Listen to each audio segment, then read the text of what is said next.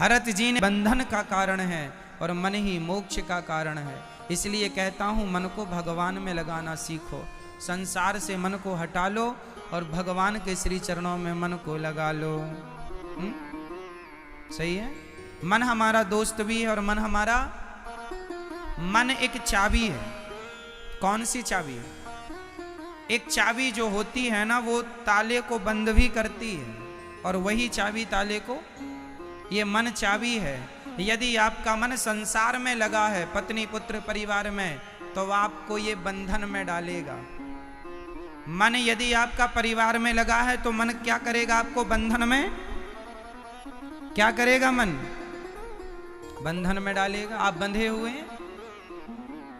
और यदि यही मन भगवान में लग गया तो यही मन आपका मोक्ष का कारण हो जाएगा। मन ही बांधता है, मन ही मोक्ष दिलाता है। मन जहां लगा है बस गलत जगह से हटाकर सही जगह लगाओ, ये चाबी है। इसी से तुम्हें भगवान भी मिलेंगे और इसी से तुम्हें नरक भी मिलेगा। मन से ही तुम्हें स्वर्ग मिलेगा और मन से ही तुम्हें नरक मिलेगा। कहां जाना है मैया? संसार में मन लगाओगी, पति पुत्र परिवार में, तो कहां जाओगी मैया? बताओ। पोता पोती नाती पैसा परिवार में मन लगाओगी तो कहां जाओगी?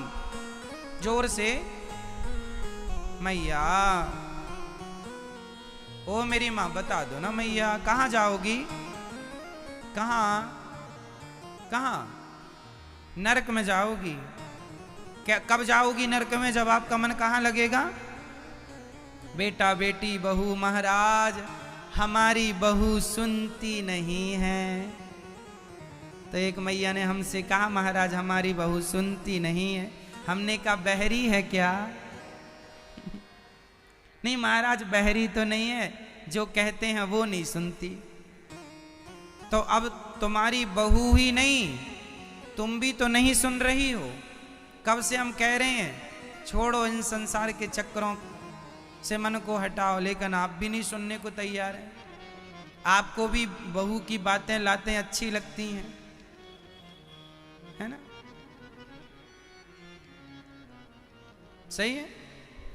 तुम्हारा भी तो मोह ज्यादा है। भले लात मारे पर बहू, भले लात मारे पर पोता, भले लात मारे पर मेरा बेटा, भले लात मार रहा पर छूटता नहीं है तुमसे। तुमसे अच्छा तो विभीषण ही था, लात खा के तो सुधर गया। तुम तो लातों से भी नहीं सुधर रहे हो। अच्छा वो विभीषण था, एक ही लात में सुधर गया, सीधा दौड़ा गया राम जी की शरण में। लात मारा ना भाई ने, ले लात। और आप लोग खूब खा खा के लाते फिर भी नहीं। विभीषण तो बन जाओ कम से कम मैया। तो आपका मन आपको कहां ले जाएगा मैया? बता दो कहां ले जाएगा? नरक ले जाएगा। तो आप जाने को तैयार हो नरक मैया? जाओगी? मैया कह रही है जहां बुलाएंगे भगवान, भगवान तो सब जगह बुलाने को तैयार है। तुम ही तैयारी कर रही हो नरक की। और नरक वाली बस में बैठोगी तो नरक ही जाओगी। भाई एक ट्रेन दिल्ली जा रही है, एक ट्रेन मुंबई जा रही है। आपको ही डिसाइड करना पड़ेगा कि दिल्ली वाली में बैठना है कि मुंबई वाली में। अब आप स्टेशन जाएं, टिकट वाले भैया से कहें भैया टिकट दे दो, तो टिकट वाला ये जरूर पूछता है कहाँ की दूं। अब आप कहो कहीं की भी दे दे, जो तेरा मन दे दे। ऐसा थोड़ी होता। आपको डिसाइड करना पड़ेगा कि हमें जाना कहाँ है। क्यों मैया? हमें डिसाइड करना पड़ेगा ना कि हमें स्वर्ग वाली ट्रेन में बैठना है कि नरक वाली। तो आपको टिकट कटाते समय पूछेगा ना कहाँ की दे दूं। तो आप लोग कहाँ की लोगी? नरक की, स्वर्ग की, कि भगवान के चरणों की? मैया कह रही हैं जहां की मिल जाएगी हम तो वहीं की ले लेंगे। हमें तो बस कहीं की भी मिल जाए महाराज, सब जगह तैयार है। एक राजस्थान की एक कथा एक संत जी सुना रहे थे, सुन लो। इस कथा से वो कथा याद आ गई। बहुत पहले हमने सुनी थी किसी महापुरुष के मुख से। राजस्थान का कोई गांव में बिल्कुल शुद्ध गांव में तो अब जानते हैं, बूढ़ी एक लगभग 100 साल की माता थी। तो गांव में एक साधु आए, तो साधुओं से लोगों ने कहा कि हमारे गांव में सबसे बुजुर्ग माता है, चलो महाराज आप उसे दर्शन दे दो, बहुत बूढ़ी है, वो तो आ नहीं सकती, आप चलो। तो साधु जी गए, तो बूढ़ी मैया ने कहा आओ महाराज थारे चरण छू लूं। संत जी ने कहा अरे मैया आप काहे चरण छू रही हो, आप तो बूढ़ी माँ हो। महाराज कहाँ है आपके खुर। मैया बोली महाराज कहाँ है आपके खुर। खुर तो छू लूं। तो किसी ने कहा क्यों, साधु संतों को तुम खुर कर रही हो, है? तो किसी ने कहा नरक जाएगी बुढ़िया, ऐसे ना बोल। तो मैया बोली महाराज हमारे कहाँ भाग के हम नरक जाएं, नरक तो आप जैसे महापुरुष जाएं, लाओ खुर दे दो। हमारे कहाँ भाग के हम नरक जाएं। उस माँ को ये भी नहीं पता था नरक क्या है, और वो कहे हमारे कहाँ भाग्य कि हम नरक जाएं, लाओ खुर दो महाराज। खुर जानते हैं मैया? पांव को खुर भी कहते हैं, पर खुर जानवरों के होते हैं ना, पर सामान्य भाषा में कह देते हैं खुर कहाँ है। तो आप लोगों के पास अब 2 ऑप्शन है, एक तो नरक की गाड़ी पकड़ लो या स्वर्ग की पकड़ लो। यदि आप अपने मन को संसार में लटका के रखोगी मेरी माँ, तो नरक की कन्फर्म सीट मिलेगी आपको। और यदि स्वर्ग जाना है, भगवत धाम जाना है, तो फिर धीरे धीरे सबसे मोह ममता हटा लो और भगवान श्रीमन नारायण के चरणों में अपने मन को लगा लो। और जब मन लग जाएगा भगवान में, तो फिर आपके स्वर्ग जाने से, वैकुंठ जाने से, भगवत धाम जाने से कोई रोक नहीं सकता। ठीक है मेरी माँ? तो आज ही आपको कन्फर्म करना होगा, आज ही डिसाइड करना होगा कि आपको नरक जाना है कि स्वर्ग। आपको कहाँ जाना है? बोलो। स्वर्ग जाना? स्वर्ग नहीं, गौलोक कहो, भगवत धाम जाएंगे हम लोग। स्वर्ग तो बगल में है, स्वर्ग वर्ग जाने ही नहीं चाहिए, फालतू की चीज़ें हैं वहाँ। आप सराय नाच रही हैं, वारुणी मदिरा चल रही है, हम वहाँ जाके करेंगे कि अपने बस का? स्वर्ग नहीं है। अपन तो भगवत धाम जाएंगे, गौलोक धाम, बैकुंठ धाम, साकेत धाम। तो कहाँ जाना है आपको? बैकुंठ, गौलोक धाम, साकेत के स्वर्ग, ब्रह्मा धाम? चलो होगा कि ये सब क्यों छोड़ देते हैं? साधु संतना सब कुछ छोड़ देते हैं। क्यों छोड़ते हैं? कारण क्या है? कारण ये है कि घर परिवार में रहेंगे तो किसी ना किसी पर आसक्ति बनी ही रहेगी। आप घर के किसी भी व्यक्ति को देख लो, या तो वो बड़े बेटे को ज्यादा चाहता होगा या छोटे बेटे को, या बड़ी बहू को या छोटी बहू को, या बड़े पोते को या छोटे पोते को। मतलब कहीं ना कहीं व्यक्ति की आसक्ति घर परिवार में बनी रहती है। इसलिए हमारे साधु संत ऋषि मुनि कहते हैं सब छोड़ दो। कब? एक उम्र है। हमारे यहाँ 4 आश्रम है, हम अभी छोड़ने का नहीं कह रहे हैं आपसे, पर जब छोड़ने का समय आए तब तो छोड़ ही देना, तब पकड़े मत रखना।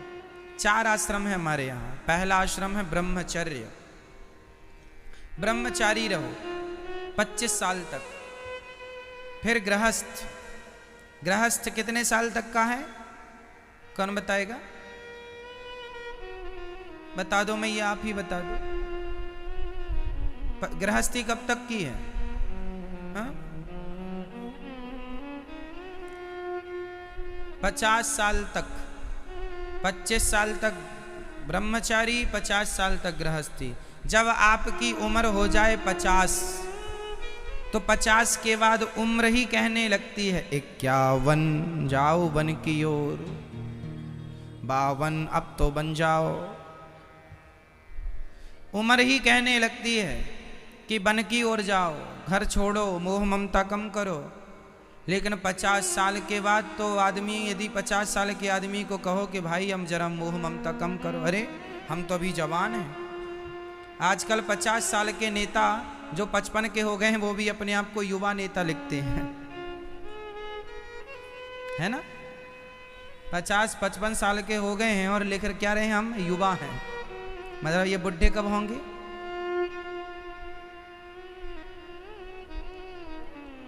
आजकल का आदमी मानने को तैयार नहीं है कि मैं बूढ़ा हो चुका हूं, सदा जवान रहना चाहता है। रियलिटी को, सच्चाई को एक्सेप्ट करने को ही तैयार नहीं है।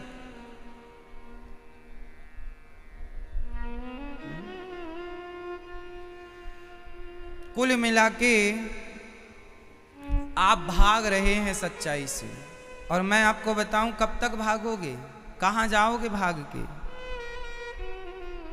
25 साल तक ब्रह्मचारी रहो। 25 साल तक के छोरा छोरियों को ना ब्रह्मचारी रहना चाहिए, लड़का हो लड़की हो सबको।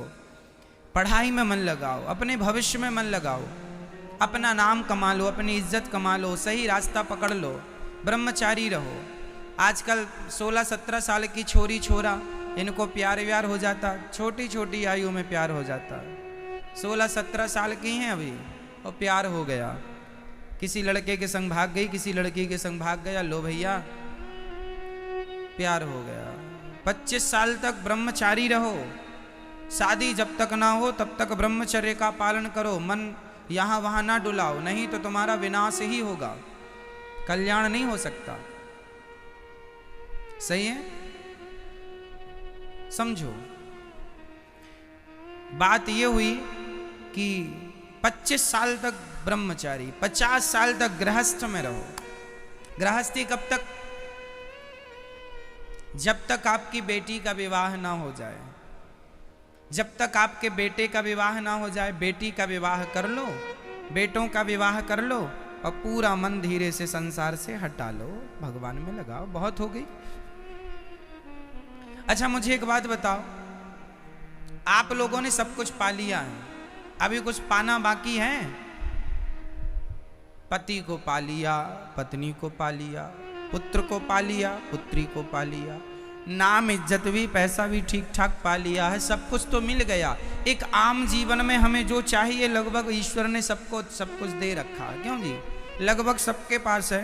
कुछ इक्का दुक्का होंगे जिनके पास उनकी कामनाएं पूरी नहीं हो सकी, बाकी सबके पास सब चीजें हो चुकी हैं, सब कुछ है आपके पास।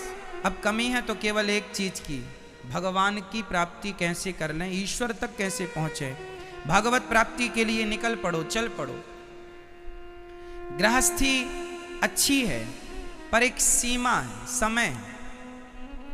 अब बताओ 80 साल की कोई स्त्री और कोई पुरुष बच्चा पैदा करे बुढ़ापे में, तो अच्छा लगेगा? लोग हंसेंगे, लो बुढ़ापे में क्या सूझ रहा है? अरे बच्चे बच्चे पैदा करने की भी एक उम्र है। अब कोई 80 साल में शादी करने लग जाए तो लोग हंसेंगे, अरे क्या बुढ़ापे में कर रहे हो? समय से शादी अच्छी लगती है, समय से बच्चे अच्छे लगते हैं, और समय से भगवान की भक्ति अच्छी लगती है ना। समय से मतलब ये हुआ कि आप समय से सबसे मन हटा लो। बेटियों का कर दिया विवाह, बेटों का कर दिया विवाह, घर बस गया सबका। अब आप सबसे मन हटाओ, भगवान में लगाओ। अब बुढ़ापे में तुम गड्डियां गिनो, नोट गिनो, ये तुम्हारी नोट गिनने की अब उम्र नहीं रही। अब तो माला जपो, राम राम जपो, श्री कृष्ण जपो, भगवत चिंतन करो, है ना। भगवान के नाम की माला जपो। हमारे देश के प्रधानमंत्री श्री नरेंद्र मोदी जी की माता, जब भी कोई उनसे मिलने जाता है तो सब लोग ये बताते हैं कि वो कोई भी जाए, जो भी देखता है, वो बुढ़ापे में केवल माला ही जपती मिलती हैं सबको, भगवान का नाम ही लेती मिलती हैं सबको। तो देखिए माँ भक्ति कर रही है तो बेटा देश का प्रधानमंत्री है, तो कहते हैं बाढ़ें पूत पिता के धर्मा, माँ बाप के पुण्य से पुत्र की वृद्धि होती है। माँ बाप के पुण्य से पुत्र की क्या होती है? वृद्धि होती है। इसलिए अपने बच्चों का भला चाहते हो तो उनमें मोह ममता ना रखो, भगवान का चिंतन करो। भगवान का चिंतन तुम करो, तुम्हारे पुण्य प्रताप से तुम्हारी संतान अपने आप तरक्की करेगी, अपने आप बढ़ेगी। ये आज की नहीं, इस अनादि समय की बातें हैं। अब तुम्हारी उम्र पोता पोतियों में मोह ममता रखने की नहीं है, भगवान का चिंतन करो। तुम्हारा भगवान का चिंतन, तुम्हारी भक्ति ही अब तुम्हारे बच्चों को बढ़ाएगी, वही पुण्य प्लस हो जाएगा बच्चों के लिए। क्यों? सही है। तो माँ बाप पुण्यात्मा हो तो पुत्र अपने आप बढ़ेंगे, तरक्की करेंगे। और तुम्हें लगता है कि हम ही सब करके दे दें, तुम्हारे बस का नहीं है। तुम चिंतन करो, भगवान सब करेंगे। बाढ़ है पूत, कहावत याद कर लो, बाढ़ है पूत पिता के धर्मा। पिता माता धर्मात्मा होती हैं, माता पिता धर्म करते हैं तो पूत बढ़ते हैं, पुत्रों की वृद्धि होती है। बाढ़ है पूत पिता के धर्मा। जब भी कोई पुत्र बहुत तरक्की कर रहा हो तो लोग कहते हैं इसके माँ बाप जरूर कोई पुण्यात्मा होंगे, तभी तो उसके पुण्य से ये वृद्धि कर रहा है। तो तुम जितने पुण्यात्मा होगे तुम्हारी संतान उतनी वृद्धि करेगी। तो तुम्हें पुण्यात्मा होना चाहिए। अब तुम हो ही नहीं पुण्यात्मा, तुम्हें तो मोह ममता सता रहा, मेरा बेटा, मेरा पोता, मेरा नाती। लो, एक मैया मर रही थी और मरते मरते बोली महाराज यमराज जी आए। यमराज जी बोले चलो मैया तैयारी करो, महाराज हम चले जाएंगे, हमारा पोता हमारे बिना खाता नहीं है। यमराज जी को बड़ी हंसी आई, अच्छा चल तू मेरे साथ। मर गई बुढ़िया, और जब मर के गई तो यमराज जी ने वहां से दूसरे दिन दिखाया, देख तेरा पोता वो बैठा है, खा रहा है। हाँ हाँ खा रहा है, और तूने सारी जिंदगी गलतफहमी में गुजार दी, मेरे बिना खाती नहीं। और देख मरने के बाद दिखा रहे हैं यमराज जी, देख खा रहा कि नहीं। हाँ या ना? सब खाएंगे, तुम अपना मरो आराम से, कोई नहीं मरेगा तुम्हारे बिना। तुम्हारी दुर्गति हो जाएगी तुम्हारी मोह ममता से। इसलिए कहता हूं समय रहते समझ लो इन बातों को, बहुत काम आएंगी आपके। कहता हूं भरत जी का मन मृग में लग गया और भरत जी मृग बन के आ गए। जहां मन लगा है वही बन के आ गए। इसलिए कहता हूं मन भगवान में लगाओ तो कल्याण होगा। संसार में मन लगाने की आवश्यकता ही नहीं है, जरूरत ही नहीं। भरत जी का मन भगवान में लगा नहीं, मृग में लगा, मृग बन के आए। तीसरे जन्म में फिर वो मनुष्य बने, राजा रहुगण को उपदेश दे के उनका कल्याण किया। जब हम मर जाते हैं तो हमारे साथ क्या होता है, ये बात हमने कल कही थी, आज बताने के लिए आइए जरा हम विस्तार से आपको समझा दें कि हमारे मरने के बाद हमारे संग होगा क्या, हम कहाँ जाएंगे, कैसे आदमी धरती से ऊपर जाता है और कैसे कैसे वो ऊपर रहता है और कितने दिनों में फिर उसका क्या होता है, वो सारी बातें जरा समझो। मैया सुनो, जब हम यहाँ से मर के जाते हैं तो हमारी आत्मा निकलती है शरीर से। शरीर तो यहीं पड़ा रह जाता, आत्मा निकल गई तो लोग कहते हैं मर गया। आत्मा निकलती है और आत्मा अकेली नहीं जाती, आत्मा के संग एक चीज और जाता है शरीर से। शरीर से दो चीजें निकलती हैं, एक तो आत्मा है, दूसरा क्या है, कौन बताएगा? क्या? हाँ आप ठीक कह रही हैं मैया जी, सूक्ष्म शरीर, उसे मन भी कहते हैं। उसे आप सूक्ष्म शरीर कहें या फिर मन। जब हम मरते हैं तो हमारी आत्मा और हमारा मन निकल के चला जाता है, मन और आत्मा दोनों। मन को सूक्ष्म शरीर भी विद्वान लोग कहते हैं। तो ये दो चीज दोनों एक में हो जाते हैं, मन में आत्मा मिल जाती है। सूक्ष्म शरीर में आत्मा प्रवेश कर जाती है और यमदूत पकड़कर किसे ले जाते हैं? सूक्ष्म शरीर, मन को, आत्मा को। चलो, ले गए। यहां से कहां ले जाते हैं? यमपुरी। यहां से 99,000 योजन की दूरी पर, पृथ्वी से 99,000 योजन की दूरी पर दक्षिण की ओर यमपुरी है, वहां ले जाते हैं। हमें वहां तक पहुंचने में 13 दिन लगते हैं, इसलिए 13 दिन बाद ही 13वें दिन तेरही मनाते हैं। 13, जिस दिन तेरही होती है प्राणी की, उस दिन वो यमपुरी पहुंचता है और उस दिन से उसका हिसाब किताब चालू हो जाता है। तो तेरही में आप जो पुण्य करते हैं उस व्यक्ति के नाम का, खिलाना पिलाना समाज को, वो सारा उसके पुण्य में जुड़ता है। भाई आप उसके नाम से ना खिलाते, 13 ब्राह्मण बुलाते हैं। आपके यहाँ 13 ब्राह्मण बुलाते हैं कि नहीं तेरही में? हाँ या ना? 13 ब्राह्मण खाते हैं, फिर समाज खाती है, फिर सबको मिलता है। गांव क्षेत्र के कुत्ता बिल्ली भी उस दिन उसके नाम का कुछ ना कुछ खाते हैं। सब होता है। उस सब का खिलाया पिलाया पुण्य उस मृत व्यक्ति के खाते में जुड़ता है और 13वें दिन से उसका हिसाब किताब चालू होता है। अब यमराज जी उसका हिसाब किताब करते हैं कि आपने जन्म से मृत्यु तक कितने पाप किए और कितने पुण्य किए। तो पापों को अलग किया जाता है, पुण्यों को अलग किया जाता है। तो आपके जब पाप पुण्य अलग होंगे तो आपका ज्यादा क्या होगा? पाप की पुण्य। आपसे सवाल है मेरा सबसे, जब आपके हिसाब किताब होगा यमराज जी करेंगे तो आपके पाप ज्यादा होंगे या पुण्य? मैया बोल दो मेरी माँ, क्या ज्यादा होंगे आपके? आप अधिकांश लोग कह रहे हैं पाप ज्यादा। जब आप पाप ज्यादा कर रहे हैं तो इसमें जरा कंट्रोल क्यों नहीं करते आप लोग? जब आपको पता है कि हम पाप कर रहे हैं और ये हमें घोर नरक ले जाएगा, कष्ट देगा, फिर भी आप लोग रुक क्यों नहीं रहे हैं? क्यों नहीं मोड़ रहे हैं अपने आप को? क्यों नहीं अपनी भावनाओं को, अपने विचारों को बदल रहे हैं आप? क्यों नहीं गलत रास्ते छोड़ रहे हैं आप?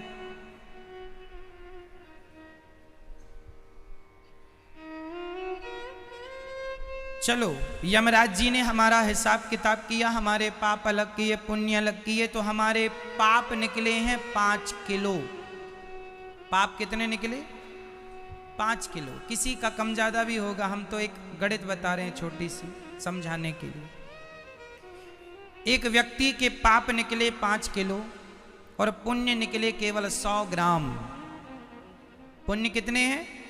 100 ग्राम, पाप 5 किलो। अब यमराज जी ने देखा, देखो जी आपने पाप ज्यादा किए हैं और आप ही अपने पाप का हिसाब देते हैं। आपका जो मन है ना, वो मन तो हर जगह उपलब्ध था। आपने अंधेरे में भी पाप किया होगा तो उस समय आपका मन था, वो देख रहा था, तो मन गवाही देगा कि हाँ ये पाप इन्होंने किया है। बिल्कुल हिसाब किताब जरा सा रत्ती भर भी ऊपर नीचे नहीं होता, वहां का पूरा अपडेट सॉफ्टवेयर है ईश्वर का। 5 किलो पाप, 100 ग्राम पुण्य। अब यमराज जी ने कहा आपके पाप ज्यादा हैं, इसलिए आपको पाप भोगने जाना पड़ेगा। तो ईश्वर ने 84 लाख जेल बना रखे हैं। कितने जेल हैं भगवान के? जैसे हमारे भारत में हमारी सरकारों के द्वारा हर जिला का जेल होता है, फिर हर राज्यीय जेल होता है, फिर सबसे बड़ा जेल तिहाड़ जेल है। ऐसी भगवान के 84 लाख जेल हैं। कितने जेल मेरी मां? तो आपके जो 5 किलो पाप हैं, उन 5 किलो पापों को भोगने के लिए आपको 84 लाख में से कुछ जेलों में भेजा जाता। जाओ, कौन सा जेल? आपको कुत्ता बना के भेज दिया। अब आप कुत्ते के शरीर में हैं तो कुत्ता का शरीर ही तो जेल है। उसके अंदर आप हैं। चाह करके भी आप कहाँ जाएंगे भाग के। फिर आपको भगवान ने बिल्ली बनाया, अब बिल्ली रूपी जेल में आप हैं। फिर आपको भगवान ने नाली का कीड़ा बनाया, 5 किलो पाप भोग रहे हैं आप। फिर नाली का कीड़ा बनाया, नाली का कीड़ा उस शरीर में भी आप घुसे हैं तो आप जेल में हैं। ऐसे हाथी, कुत्ता, बिल्ली, सूअर हर 84 लाख योनियों में हमें भेजा जाता है। 84 का चक्कर लगाओ, 84 योनियों में जाके, 84 लाख योनियों में जा जाके हमने भोगा। उससे क्या हुआ? हमारे 5 किलो पाप, 5 किलो पाप, 5 किलो पाप बम, 5 किलो पाप क्या हो गए? बम हो गए, खत्म हो गए, समाप्त हो गए। खत्म हो गए मैया। अब क्या बचा आपका? केवल 100 ग्राम पुण्य बचा। तो अब यमराज जी ने कहा आप 100 ग्राम पुण्य लेकर अब फिर से मनुष्य बनकर जाओ और अब ज्यादा पुण्य लेकर आना, तब फिर तुम्हारा मोक्ष कर देंगे। और अब की बार फिर से तुम 100 ग्राम पुण्य लाए और 5 किलो पाप लाए तो फिर 84 का चक्कर है। ऐसे कई बार हमारा और आपका जन्म हो चुका है। ये मनुष्य का शरीर जो तुम पाए हो पुण्य प्राप्त करने के लिए पाए हो, लेकिन आज पुण्य कम, पाप ज्यादा हो रहा। इसलिए तो लिखा है महापुरुषों ने, बड़े भाग्य मानुष तन पावा, सुर दुर्लभ सद ग्रंथनि गावा। बड़े भाग्य से दुर्लभ हो मानुषो देहो देहि नाम क्षण भंगुरा। बड़े भाग्य से मनुष्य का शरीर मिलता है मेरी माँ। आप लोग, हम सब लोग कुत्ता बिल्ली बन के आए हैं, इसलिए समझ लो संसार में ना उलझो, भगवान में ध्यान लगाओ। कल्याण चाहते हो तो, नहीं दुर्गति बहुत होती। तो ये 84 लाख योनियां हमको ही भोगनी पड़ेंगी, हमें ही जाना पड़ेगा यदि हम गलत काम करेंगे तो। इसलिए अभी भी कुछ नहीं बिगड़ा मेरी माँ। सुनो, एक पिता ने अपने बेटे को 100 रुपए देकर बाजार भेजा। बहुत अच्छी बात सुना रहा हूं, सुनिएगा मैया। ओ मेरी माँ सुनो, एक पिता ने अपने बेटे को 100 रुपए दिया और कहा जाओ बेटा, मौसमी फल आ गए हैं बाजार में, जरा ताजे ताजे फल लेकर आओ। बेटा 100 रुपए लेकर बाजार गया तो वहां पर एक मंदारी बंदर को नचा रहा था। बाजार में वो गया था फल लेने, पर वहां एक मंदारी जानते हैं, मंदारी जो बंदर को नचाता है उसे मंदारी कहते हैं। मंदारी बंदरों को नचा रहा था, नाच बंदर नाच, ससुराल जाएगा तो कहाँ बैठेगा। फिर वो चटाई में बैठता, बोली जमीन में नहीं बैठूंगा। काहे से जाएगा? तो गाड़ी से जाके दिखाता। खेल चल रहा है, ये सज्जन खड़े हैं। पिता ने कितने रुपए दिए हैं इसको? कितने दिए मेरी माँ? 100 रुपए दिए। कहाँ भेजा है? बाजार। पर ये क्या देखने लगा? मंदारी का खेल। और खेल में इतना मस्त हो गया कि मंदारी ने खेल पूरा करके बंदर ने सबको कटोरा लेकर मांगना शुरू किया। तो ये इतना भाव में आ गया कि उसने पूरे 100 रुपए उस मंदारी को, उस बंदर को दे दिए। और जब मंदारी गया तो उसे याद आया कि मेरे पिता ने मुझे बाजार भेजा था। जब तक वो बाजार गया तब तक दुकानें बंद हो चुकी थी, कुछ दुकानें खुली भी थीं। तो कहा इसने फल दे दो, पर पैसे तो थे नहीं, खाली हाथ लौट कर गया। पिता ने पूछा बेटा क्या लाए हो? पिता ने कहा दिखाओ। पुत्र ने कहा पिताजी कुछ नहीं लाया, बाजार बंद हो चुकी थी। पिता ने कहा मैंने तो समय से भेजा था, तू कहाँ था? बोले मैं मंदारी का खेल देखने लगा। चल अच्छा पैसे वापस कर, नहीं लाया कोई बात नहीं। बोले पैसे खर्च हो गए। अब समझिएगा, पैसे भी खर्च हो गए और वो सामान भी नहीं लाया जिसके लिए आया था। अब इसका मैं सही उत्तर दूं, इस कहानी का आपसे और हमसे क्या लेना देना है वो समझाऊं। इस छोटी सी कहानी का हमसे कितना बड़ा संबंध है वो समझो। एक पिता ने एक बेटे को 100 रुपए देकर बाजार भेजा। इसका अर्थ ये हुआ, एक पिता ने बेटे को 100 रुपए देकर बाजार भेजा। तो एक पिता ने मतलब परमपिता परमात्मा ने 100 रुपए दिया। किसे? हमें और आपको। हम ही परमात्मा के बेटे हैं। त्वमेव माता च पिता त्वमेव, हम सब माता पिता हैं, हमारे भगवान हम पुत्र हैं। तो परमात्मा ने हमें 100 रुपए देकर, ये संसार एक बाजार है और संसार में हमें भगवान ने 100 रुपए देकर भेजे हैं। 100 रुपए मतलब 100 साल की उम्र।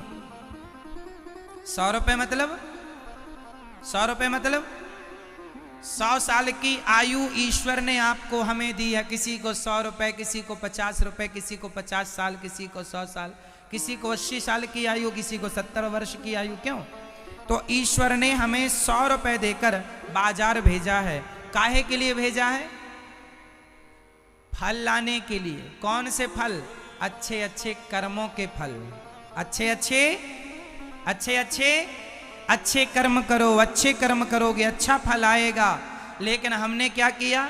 मंदारी के खेल में उलझ गए। ये मंदारी का खेल क्या है?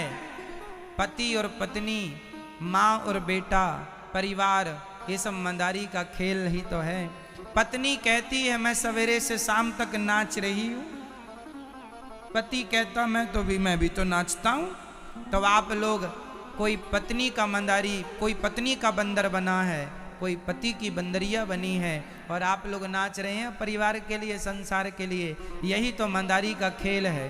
कोई पति के लिए नाच रहा है, कोई पत्नी के लिए, कोई पुत्रों के लिए, कोई परिवार के लिए, कोई नाम के लिए नाच रहा है, कोई इज्जत के लिए। हर आदमी यहाँ नाच ही तो रहा है मंदारी बन करके। बंदर का नाच ही तो चल रहा है। बस इसी नाच में कितने रुपए खर्च हो गए? बोलो मेरी माँ। पूरी 100 साल की उम्र तुम्हारी कहाँ खर्च हो गई? पत्नी में, पुत्र में, परिवार में, जिम्मेदारियों में। क्या भगवान को पाना आपकी जिम्मेदारी नहीं थी? क्या पुण्य करना आपकी जिम्मेदारी नहीं थी? पर ये जिम्मेदारी कोई नहीं निभाता पुण्य की, अच्छे कर्मों की। केवल पुत्र परिवार की जिम्मेदारियों में सब लोग लगे हुए हैं। तो परिवार, पुत्रों की क्या जिम्मेदारी तुम उठाओगे? तुम कुछ ना करो तो भी तुम्हारे बच्चे पल जाएंगे। भूखा तो कोई नहीं मरता, जबरदस्ती आप मर रहे हैं। क्या करें हम?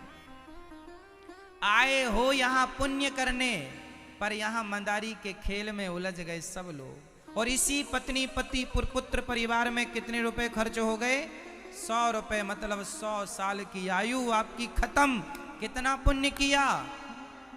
0, 100 ग्राम। कभी धोखे से कोई हो गया तो हो गया। सारी जिंदगी में कभी भागवत सुन ली तो सुन ली, कभी किसी को रोटी खिला दी तो खिला दी, कभी दान पुण्य कर दिया, नहीं तो पाप रोज करते हैं हम, और पुण्य सालों में कभी कभी करते हैं हम। अब बताओ मेरी माँ, कितने पुण्य से ईश्वर ने आपको मनुष्य का चोला दिया है। बड़े भाग्य से मिलता है मेरी माँ। यूं ही नहीं मिल जाता मैया, है ना? बड़े भाग्य से मिलता है। ऐ इंसान, ऐ मूर्ख, तू क्यों नहीं गोविंद का भजन करता? तू क्यों नहीं भगवान की शरण में आता? क्यों उलझा पड़ा है संसार में? अच्छा मैया सुनो,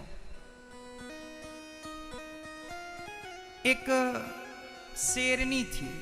शेरनी जंगल से गुजर रही थी। एक गीदड़ का बच्चा अपनी माँ के पास बैठा रो रहा था, क्योंकि वो गीदड़ की माँ मर चुकी थी। अभी बच्चा पैदा किया और मर गई, तो वो अपनी माँ के पास गीदड़ का बच्चा रो रहा था। शेरनी वहां से निकली तो शेरनी को उस गीदड़ के बच्चे पर दया आई, और शेरनी उस गीदड़ के बच्चे को उठाकर अपनी कुटिया ले आई, अपने घर ले आई, अपनी गुफा में ले आई। अब वो अपना दूध पिलाती और गीदड़ के बच्चे का पालन पोषण करती। शेरनी का भी अपना एक बच्चा था, शावक, खुद का भी एक बेटा था, तो वो अपने बेटे को भी दूध पिलाती और गीदड़ के बच्चे को भी दूध पिलाई। समय बीत गया, दोनों बड़े हो गए, जवान हो गए। एक दिन शेरनी के घर में हाथी ने आक्रमण कर दिया, बड़ी तोड़ फोड़ मचाई, उथल पुथल मचाई। तो शेरनी ने अपने बेटे शेर से कहा, जाओ जरा हाथी को भगाओ। शेर चला, शेरनी का बेटा। तो गीदड़ का बच्चा बोला, माँ मैं भी जाऊंगा, आज हाथी से मैं लड़ूंगा। माँ ने रोका, तेरे बस का हाथी नहीं है बेटा, तू मत जा। नहीं नहीं, मैं भी आपका बेटा हूं। चला, गीदड़ का बच्चा शेर के सामने जाकर बोला, क्यों रे, जानता नहीं है मैं कौन हूं? निकल जा यहां से, उठाकर पटक दूंगा। गीदड़ हाथी से कह रहा। हाथी ने उठाया, उसे सूंड में दबाया और सूंड में दबा के घुमाकर जो पटका, उसकी हड्डी टूट गई। लंगड़ाता हुआ आया, रोता हुआ गीदड़ का बच्चा। बोला, मां अच्छा शेर ने हाथी को भगा दिया, क्योंकि शेर ही है जो हाथी का भी शिकार कर सकता। आया,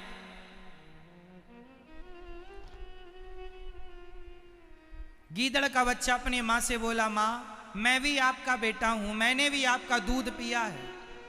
मैंने हाथी को क्यों नहीं पराजित किया? हमने क्यों नहीं मारा? हाथी ने हमें मार दिया, और इसने तो हाथी को भगा दिया। तब गीदड़ से शेरनी ने बड़े प्यार से कहा, बेटा तू है गीदड़ का बच्चा, पर दूध मेरा पिया है। माना कि मैं तेरी मां हूं, पर तेरे को जन्म देने वाली मां गीदड़ है, गीदड़नी है। तू गीदड़ का बच्चा है, और आज तक के इतिहास में गीदड़ों ने कभी हाथी का शिकार नहीं किया।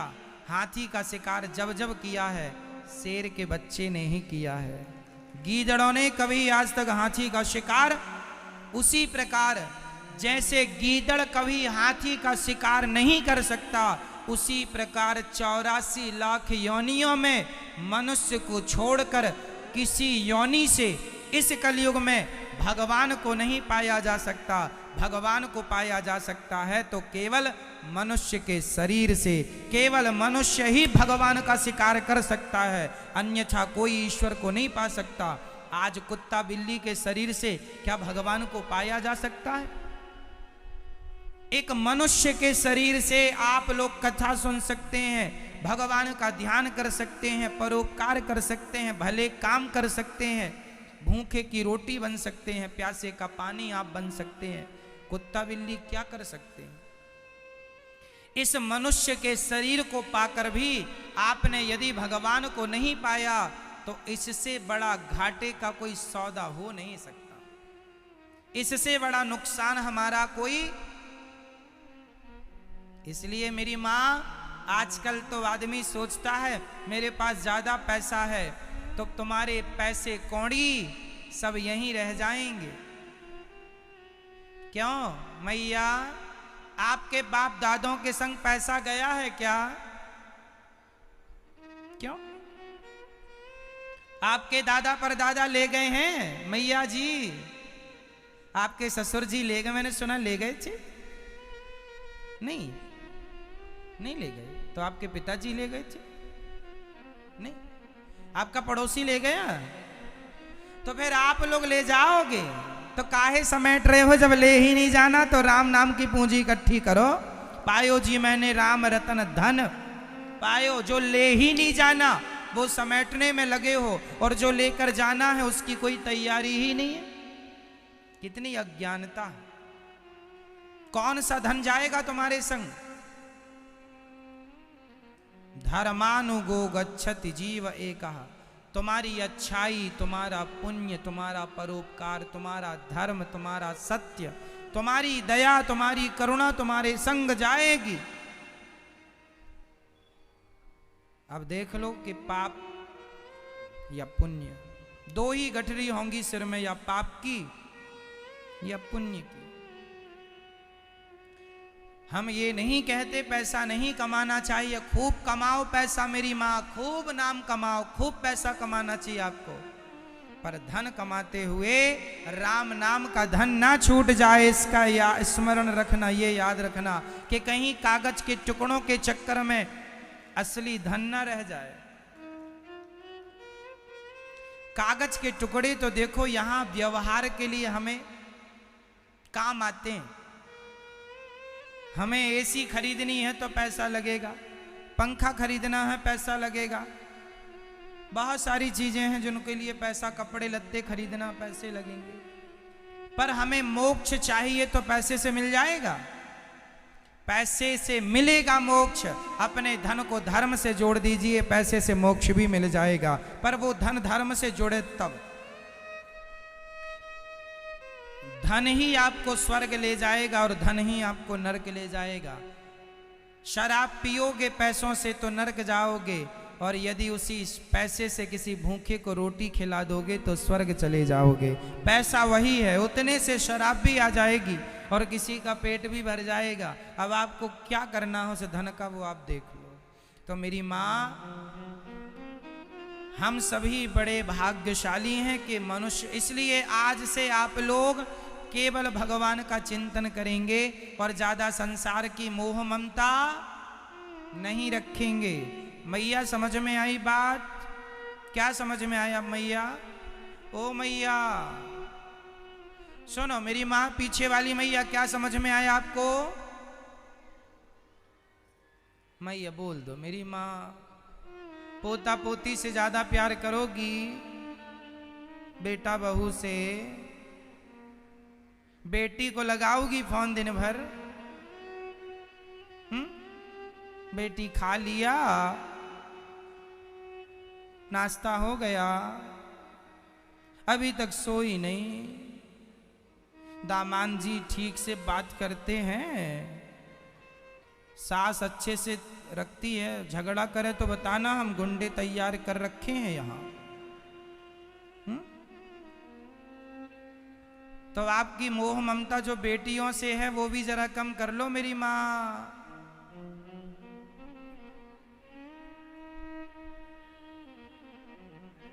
भगवान का चिंतन करो, केवल भगवान का नाम जपो। भरत जी ने भगवान का जब ये पावन ज्ञान दिया,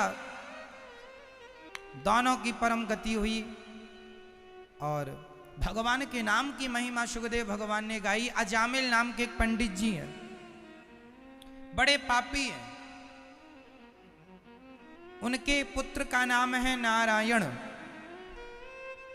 जब उनकी मृत्यु का समय आया, जब वो 88 साल के भये, अजामिल जब 88 साल के हुए, तब उन्हें यमदूत ने कहा जाओ ये पापी है से लेकर आओ। यमदूत आए और अजामिल के गले में रस्सी डाली और लेकर जाने लगे। तो अजामिल डर के कारण पुत्र का नाम बोला पड़ा, पुत्र नारायण, दूरे क्रीडन कासक्तम पुत्रम नारायणावयम, बेटा नारायण नारायण। बुलाया बेटे को, बेटे ने तो सुना नहीं, भगवान ने सुन लिया।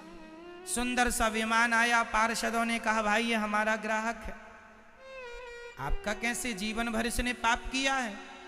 भगवान के पार्षदों ने कहा भले जीवन भर पाप किया है पर मरते समय इसने भगवान का। अब यहां पर कुछ लोग सवाल करते हैं महाराज जी, तो हम सारी जिंदगी पाप करें और मरते समय भगवान का नाम ले लें तो क्या हमारी सदगति हो जाएगी? तो फिर हम करें सारी जिंदगी पाप, क्या जरूरत है पुण्य करने की, आखिरी में ले लेंगे नाम भगवान का। तो सुनो, इस चीज के लिए आपको एक बात का ध्यान रखना पड़ेगा, मरते समय आखिरी समय उन्हीं के मुख से भगवान का नाम निकलता है जिन्होंने नाम का अभ्यास किया है। आप सोचेंगे कि हम मरते समय नाम बोल लेंगे, तो आपको जब बोलने का अभ्यास ही नहीं है तो मरते समय आप क्या बोलेंगे? अरे जीवन भर राम राम जपेंगे तो मरते समय निकलेगा, जीवन भर नारायण नारायण जपेंगे तो। अजामिल अपने बेटे का नाम रोज जपता था ना, बेटा नारायण, तो उसको अभ्यास हो गया, इसलिए उसके मुंह से क्या निकल गया? नारायण। तो अभ्यास करना पड़ेगा। अब आप कहें आखिरी में लेंगे, तो आखिरी में तुम्हारे मुंह से निकलेगा ही नहीं। आखिरी के भरोसे बैठे मत रहना, नहीं तो दो ही दिन से चले जाओ, ना घर में लेना घाट। बस मेरी माँ, इसलिए अभी से नाम जपो, श्रीमन्नारायण चरणौ शरणं प्रपद्ये, श्रीमते नारायणाय नमः। बोलो श्रीमन्नारायण श्रीमन्नारायण, श्री सीताराम श्री सीताराम, श्री कृष्ण। जो नाम अच्छा लगे वो पकड़ लो, इसी नाम के बल पर पार लगेंगे, इसलिए नाम जपा करो। अच्छा, नाम कैसे जपना है मैंने कल बताया था, फिर मैं आपको याद दिलाऊं। नाम कोरा नाम नहीं जपना। आप यदि खाली नाम जपेंगे तो भी काम नहीं बनेगा। नाम जपते समय ध्यान भगवान का होना चाहिए। जैसे कल हमने आपको कहा था कि हम कहते हैं सांप, सांप कहते ही आपकी आंखों में सांप का चित्र आ गया। हाथी, तो हाथी कहते ही आपकी आंखों में हाथी का चित्र आ गया। उसी प्रकार जब आप कहें श्रीमन्नारायण तो अपने आप नारायण आपकी आंखों के सामने उतर आए, फिर आप नारायण नारायण जपें, तब उस नाम का प्रभाव है। इसलिए नाम जपते हुए भगवान का चिंतन करना है मेरी मां, ठीक है? हाँ या ना? और आंख बंद करके ही ध्यान लगाने की जरूरत नहीं है, खुली आंखों में भी आप ध्यान लगा सकते हैं। चलो आप अपनी मां को देखो जरा, आप अपनी मां का चित्र बनाओ आपकी आंखों के सामने। आपकी मां कैसी है, आप कैसी है, जल्दी देखो। आप खुली आंखों में भी आपकी मां का चित्र आ गया, आपकी आंखों में आ गया कि नहीं? प्रैक्टिकल कर लो। क्या आंखें मूंदनी पड़ी? आप खुली आंखों में, आपको अपनी मां दिख रही है आपकी आंखों में, उसका चित्र आ गया ना आंखों में। जैसे खुली आंखों में आपने अपने मां का चित्र देख लिया, भाव से कल्पना करके कि मेजन, उसी प्रकार भगवान खुली आंख में भी नजर आ जाए, वो उच्च कोटि का ध्यान है। खुली आंखों में हमें कृष्ण का दर्शन हो, भगवान श्रीमन्नारायण का दर्शन हो। इसलिए नाम कलयुग केवल नाम आधारा, सुमरि सुमरि नर उतरही। अब आप कहें महाराज जी केवल नाम जपेंगे काम हो जाएगा? हाँ, नाम की बड़ी महिमा है। कैसी महिमा? अरे राम जी के नाम ने तो पाथर भी तारे, जो न जपे राम वो है किस्मत के मारे। है ना मैया? राम जी के नाम ने तो पाथर भी तारे, जो न जपे राम वो है किस्मत के मारे।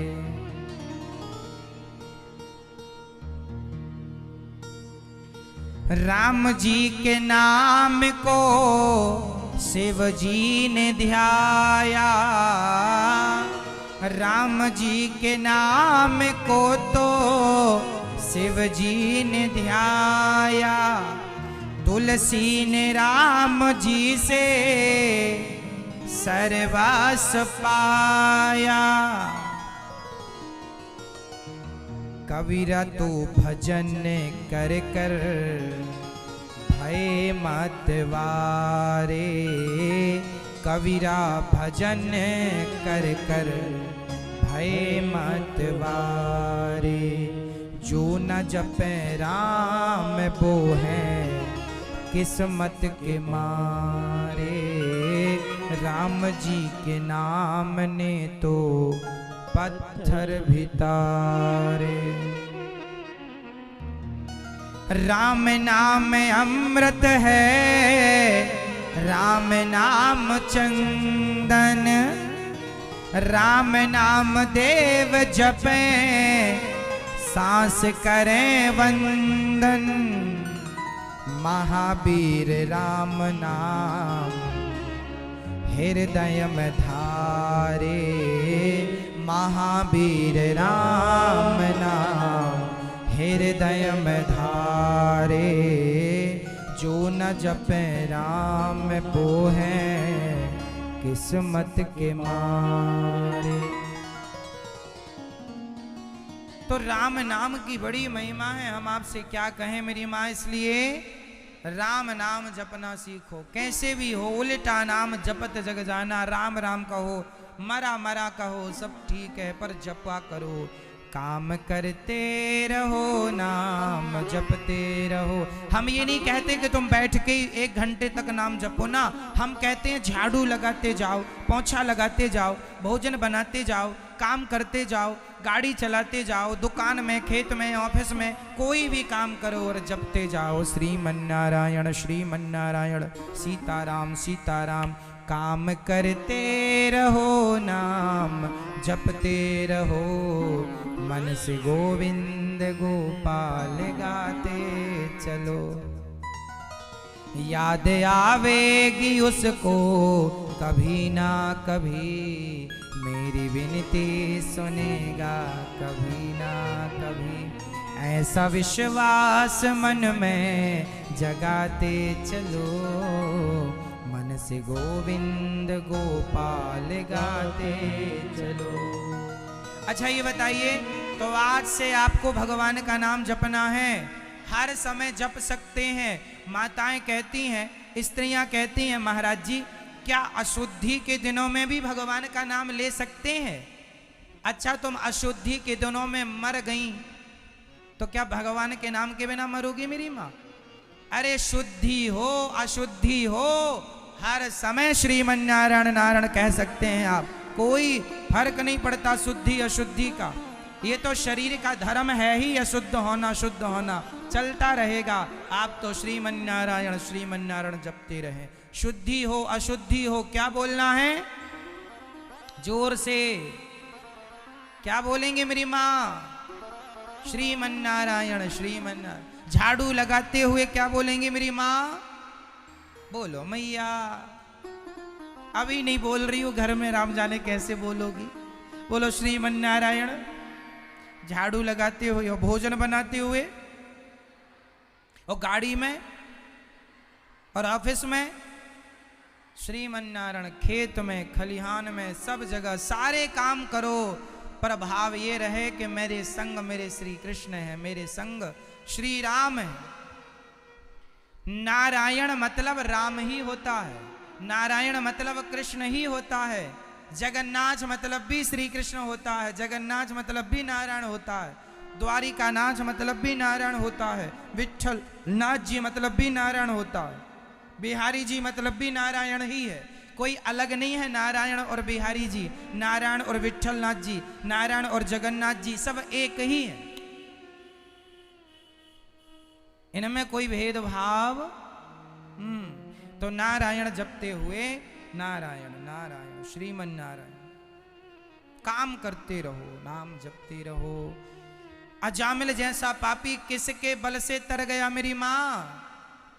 बोलो। तो आज से आप लोग नाम जपोगी ना मैया? यहां वहां की बातें ना करके, यहां वहां ध्यान न लगा के, केवल आप जपेंगी श्रीमन्नारायण श्रीमन्नारायण। जहां समय मिले बस नाम जपने लग जाओ। अब आप कहेंगे महाराज जी नाम जपने से काम हो जाएगा? हो जाएगा। अच्छा ये बताओ, आपके सामने कोई बढ़िया इंटेलिजेंट बच्चा बैठा है और आप उसके पीछे बैठे हैं और आप अपना एग्जाम दे रहे हैं और आपको कुछ भी नहीं आता, और आप यदि सामने वाले की नकल करके आपने सारा लिख दिया, सही आंसर दे दिए सारे प्रश्नों के नकल से ही, तो आप पास होंगे कि नहीं? जोर से। आप नकल करके यदि मैया, ओ मेरी माँ, लो हो गई पंचायत आपकी। मैया, गुलाबी साड़ी वाली मैया, आप कोई कह रहे हैं?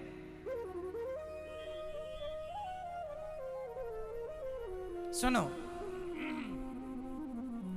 यदि आपके सामने कोई पढ़ा लिखा बच्चा बैठा है और आप उसकी नकल कर लें तो पास हो जाएंगे? हाँ या ना? होंगे कि नहीं? बिल्कुल हो जाएंगे।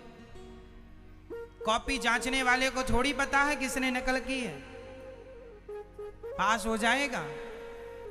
हाँ या ना? और डिवीजन भी आ जाएंगे यदि पूरा उतार लिया सही सही। हो गया काम? क्यों हो गया? पढ़े लिखे के बगल में बैठने का फायदा हो गया। उसी प्रकार साधु संत राम राम जपते हैं। तुमको कुछ न आवे तुम भी राम नाम जपने लगो, जो साधु संत जहां जाएंगे तुम भी वहीं पहुंच जाओगे। ये नाम की महिमा है। केवल कलयुग केवल नाम आधारा।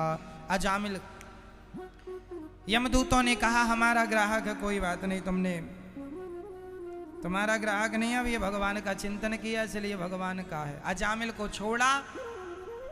12 साल तक और अजामिल ने भजन किया कि जब एक नाम लेने से सदगति तो जीवन भर नाम जपूंगा। 12 साल तक खूब नाम जपा। 100 साल का पूरा होते ही अजामिल भगवत धाम को चले गए।